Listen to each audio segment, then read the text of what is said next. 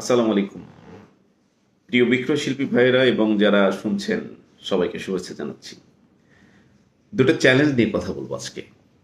ক্ষুদ্র ব্যবসা এবং মাঝারি ধরনের ক্ষুদ্র ব্যবসায় যারা যুক্ত আছে, বিশেষ করে পরিবেশক এবং দোকান।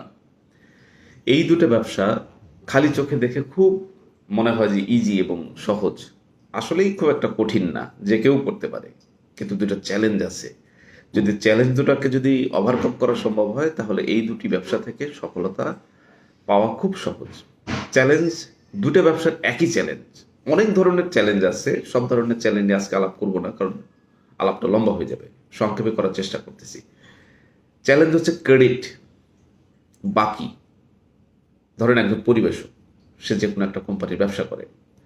ব্যবসা করতে হলে বর্তমান সিচুয়েশন বিবেচনায় তাকে কিন্তু বাকি দিতে হয়, ব্যবসা টিকিয়ে রাখার জন্য অথবা যে কোনো কারণেই হোক না কেন।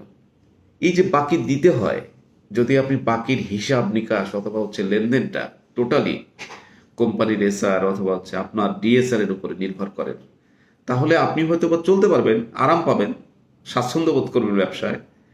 কিন্তু ভেতরে ঘুনে খাওয়ার মতো ব্যবসা আপনার একসময় তৈরি হবে। কিন্তু দেখবেন যে স্ট্রাকচার আছে, কিন্তু আপনার কিন্তু খুঁজে পাচ্ছেন না, আপনার পুঁজি কমে যাচ্ছে ধীরে ধীরে।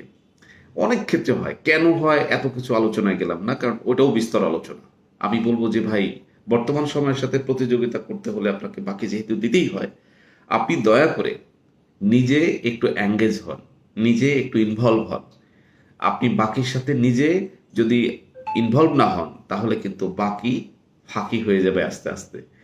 ব্যবসা অনেক বড় হতে হতে হতে হতে একসময় ভিতরে দেখবেন স্ট্রাকচারটাই বড়, ভিতরে কিছু নাই। একটা দোকানের ক্ষেত্রে অনেকটা সেম।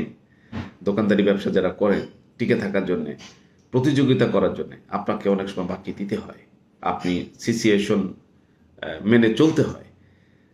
এই জন্যে আমি বলবো যে দিতে যখন হবে, বাকিটা তদারকির মধ্যে রাখতে হবে, ত্বরান্বিত করতে হবে, লেনদেনটা কন্টিনিউ করতে হবে। আজীবনের বাকি ফেলা যাবে না। আর কোথায় না দিলে আপনার লস হবে না, না দেন।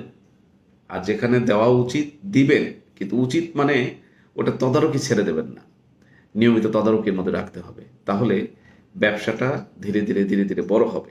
আজ থেকে 20, 30, 40 বছর আগের যেই ব্যবসার ধরনটা ছিল, পরিবেশক ব্যবসা অথবা দোকানদারি ব্যবসা, ধীরে ধীরে ধীরে ধীরে আজকের দিনে এসে অনেকটাই পরিবর্তন হয়ে গেছে। টিকে থাকার জন্য আমাদেরকে অনেক চ্যালেঞ্জ মোকাবেলা করতে হয়, যা আগে করতে হতো না।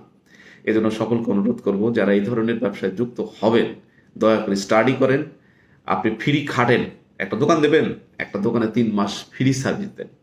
একটা ডিলারশিপ ব্যবসা করবেন, একজন ডিস্ট্রিবিউটরের সাথে সময় দেন, 1 মাস 2 মাস 3 মাস দেখেন, ফিজিক্যালি বোঝেন।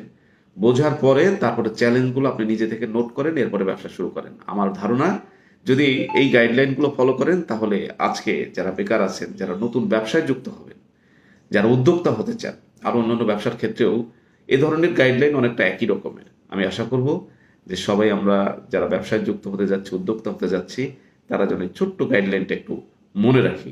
ভালো থাকবেন সবাই। আসসালামু আলাইকুম।